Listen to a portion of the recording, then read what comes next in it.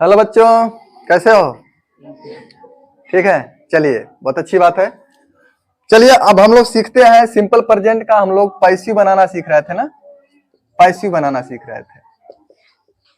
Passive active से passive बनाने का नियम सीख रहे थे, जिसमें हम लोगों ने पहली वाली वीडियो में पॉजिटिव सेंटेंस को यानी अफर्मेटिव सेंटेंस को किस तरह से पैसिव बनाते हैं वो समझा दिया आप लोगों को।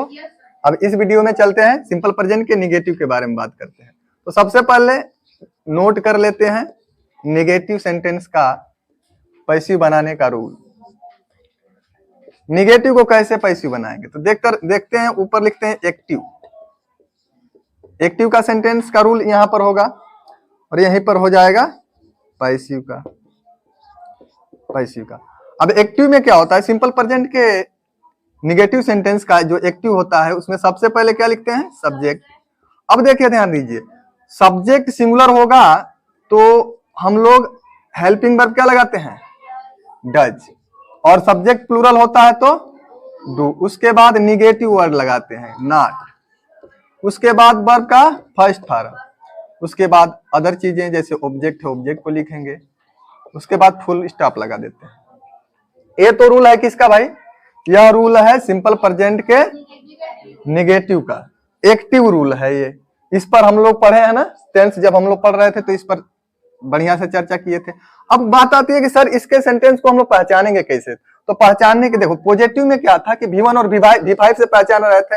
यहाँ पर भी V1 और V5 से ही पहचानेंगे, लेकिन यहाँ इससे नहीं पहचानेंगे। हम लोग सब पहचानेंगे हेल्पिंग वर्ब से। समझाई बात। यदि हेल्पिंग वर्ब V1 है तो ये समझ लेंगे कि जो है सिंपल प्रेजेंट का है, और यदि V5 है तो सिंपल प्रेजेंट का है। और इससे मिला करके समझते हैं। समझ में आई बात, इससे मिला करके समझते हैं। चलिए आगे देखिए। अब क्या होता है कि हम लोग जानते हैं कि जो पैसिव बनाते हैं, जब किसी भी सेंटेंस का जब पैसिव बनाया जाता है तो पैसिव बनाते समय हमें ऐसे सब्जेक्ट की जरूरत होती है जो नॉन डूअर होता है। तो नॉन डूअर जो होता है, यदि इस सब्जेक्ट की बात करेंगे, यदि इसको यहाँ पे लिखते हैं तो ये डूअर है, सेंटेंस गलत हो जाएगा। ऐसा सब्जेक्ट चाहिए जो नॉन डूअर होता है। तो सब्जेक्ट बनने की क्वालिटी जो होती है किसमें होती है, ऑब्जेक्ट में होती है। और यही ऑब्जेक्ट आकर क्या बन जाएगा, सब्जेक्ट बनेगा। अब ध्यान रखेंगे कि वहां पर ऑब्जेक्टिव फॉर्म में केस में है, लेकिन यहाँ पर किस केस में हो जाएगा, सब्जेक्टिव केस में होगा। अब ध्यान रखिए, यहाँ पर क्या है, हेल्पिंग वर्ब के रूप में क्या लिखेंगे, इज एम आर लिखेंगे। समझाई बात, इज एम आर लिखेंगे। जब मैं पॉजिटिव का रूल बताया था उसमें बताया था ना। उसके बाद देखो यहाँ पर डू डज के बाद नॉट लगता है, लेकिन यहाँ पर इज आर एम के बाद नॉट लगेगा। उसके बाद हम लोग क्या करते हैं, इस V1 को क्या करते हैं, इस V1 को किसमें चेंज कर देंगे, V1 को V3 में चेंज कर देते हैं। उसके बाद बाई लगाते हैं। उसके बाद एक्टिव का जो सब्जेक्ट होता है उसी को हम लोग पैसिव का ऑब्जेक्ट बनाते हैं। उसी को हम लोग पैसिव का ऑब्जेक्ट बना देते हैं। इस तरह से हमारा सिंपल प्रेजेंट टेंस का निगेटिव का जो सेंटेंस होता है एक्टिव का, उसे हम लोग चेंज कर लेते हैं पैसिव में। कोई दिक्कत समझ में आ रहा है, समझ में आ रहा है बच्चों। चलिए देख एग्जाम्पल देखते हैं। एग्जाम्पल कैसा, जैसे हम लिखते हैं कि he does not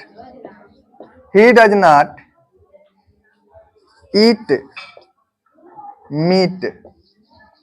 he does not eat meat, मान लो ऐसे लिख दिया। अब ये सेंटेंस हमारे सामने है तो सबसे पहले हमें इसकी पहचान करना है कि किस टेंस का है। तो ध्यान रखते हैं भाई, ये V1 है, क्या है V1। डू या डज के साथ V1 आए, इसका मतलब कौन सा सेंटेंस, कौन सा टेंस, सिंपल प्रेजेंट। समझाई बात, सिंपल प्रेजेंट।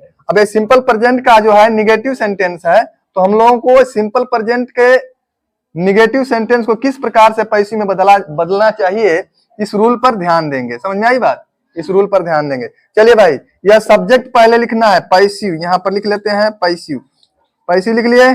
इसी एक्टिव वाले सेंटेंस का पैसिव बनाना है हमें, इस एक्टिव वाले सेंटेंस का पैसिव बनाना है। सब्जेक्ट है लेकिन आया कहां से, एक्टिव के ऑब्जेक्ट से। भाई इसमें ऑब्जेक्ट कौन है, तो सब्जेक्ट, और उसके बाद ये हेल्पिंग वर्ब हो गया, नेगेटिव वर्ब हो गया, ये क्या है ये क्या है? वर्ब है, मैन वर्ब है, ये क्या है?